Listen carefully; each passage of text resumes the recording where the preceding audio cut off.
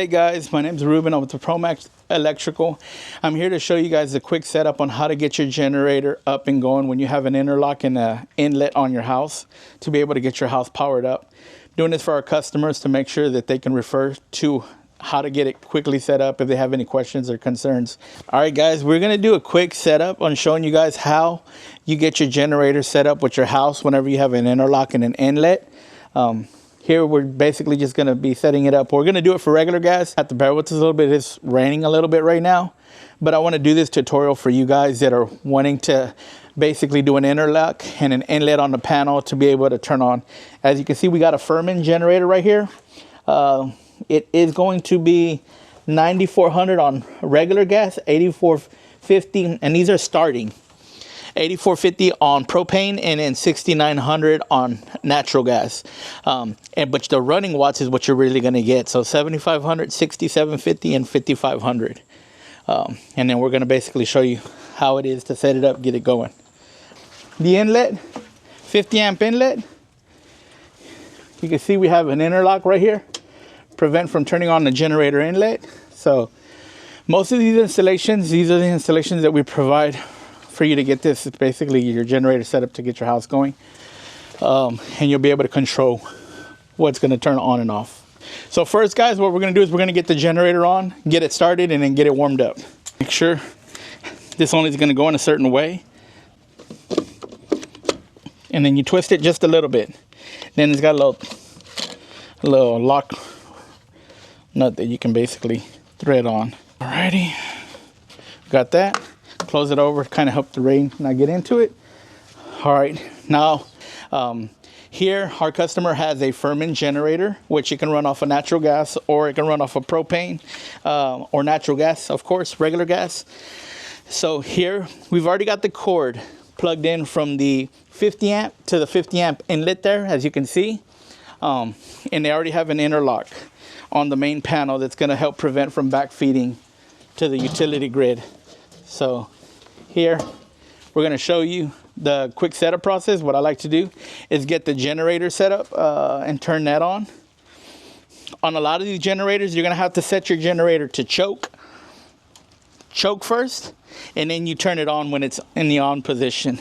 So here we're going to go ahead and set the generator here to the regular gas, because we're running off of regular gas. We don't have the quick disconnect into the gasoline. We have it right now going to be running off of the gas.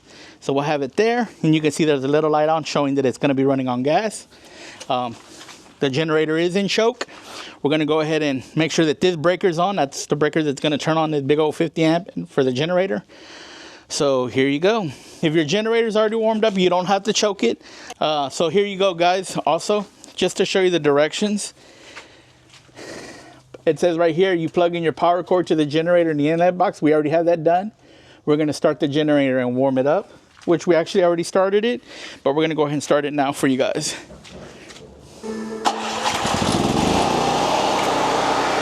All right, we have the generator started up. We're going to follow these steps. Turn off all the high load breakers.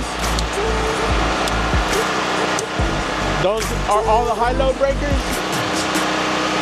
And then we're going to turn off the main breaker. And then we're going to move the interlock up.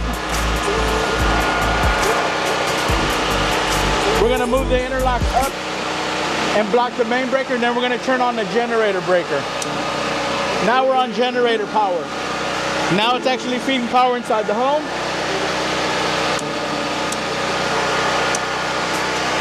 Let's go inside the home real quick and just make sure that the lights are on. Follow me real quick. All right, guys. So we're gonna look right now. And right now, we got lights. And we have lights on in the house too. Show you real quick. We've got lights on in this room. Right there. And you wanna just use as needed the lights that you're using throughout your home. Do not try to turn everything on. Even though you have a nice size generator, still be cautious of what you're using. You can turn on like the microwave. You can turn on those circuits and just use them as needed. In this situation here, The customer has the option where they can actually run their whole house AC, but they still want to be cautious of running other little things like your refrigerator, you know, if you have a deep freezer, your TV, your Wi-Fi. Those are breakers that you're going to want to make sure that you know which ones they are and you can turn on to make sure you're running that. And you're going to want to stay efficient.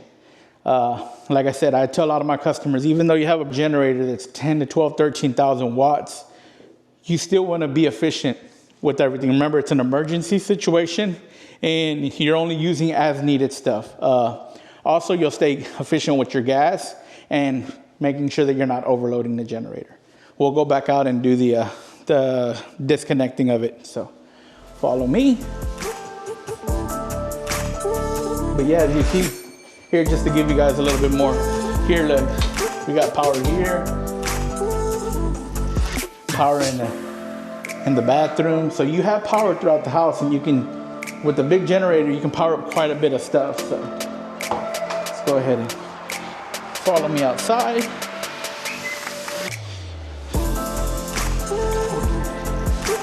All right, show you guys real quick.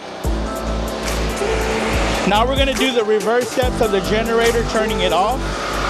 So we're gonna follow the label, which it says number 5 is going to say up here, reverse the order. So we're gonna move the interlock to block the main breaker. So we're gonna turn off the power for the generator, move this down,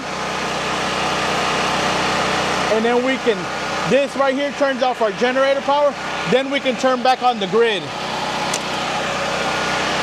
Then we're gonna make sure that all your breakers are on for your heavy load appliances. And then you're gonna, basically you just turn off your generator. You come all right over here. And then on this generator here, we're going to go ahead and you can turn the breaker off. And then you turn the generator into the off position. And then you can move this back. You're already done using it. You could disconnect it. You're safe to work on this because it's no longer energized. You're gonna wanna make sure that you unscrew the little lock nut before you unplug it. Remember, this here, you twist it just a little bit when you turn it on and put it to the actual inlet. When we take it off, we're gonna twist it just a little bit, and then we're gonna pull it out. And there you go, it comes out the wall. Close that up, make sure it's closed up. Make sure you always close up your breaker box. And you put your generator cord up. So that's basically the basics on getting your generator started. You know, all setups are different, of course. We like to make sure that we go out and evaluate each situation to make sure that it's properly going to wire, you know, power up your home the way it needs to. Definitely, if you have any questions and concerns or you need a consultation, don't hesitate. Call us here at Promax Electrical. Here you can see the number. It's 832-464-4258. You can find us on Google. Check out our reviews. We make sure that we take care of customers. You know, that's one thing that we aim to do when doing these services, is making sure that your home, you know, and everything, the hookups and everything is safe and done efficiently, and that you have everything done properly to code. Other than that, if you have any questions, like I said, don't hesitate. Call us at 832-464-4258. Again, that's 832-464-4258 at Promax Electrical, so we can get your house set up for in the case of an emergency outage. Thank you, guys.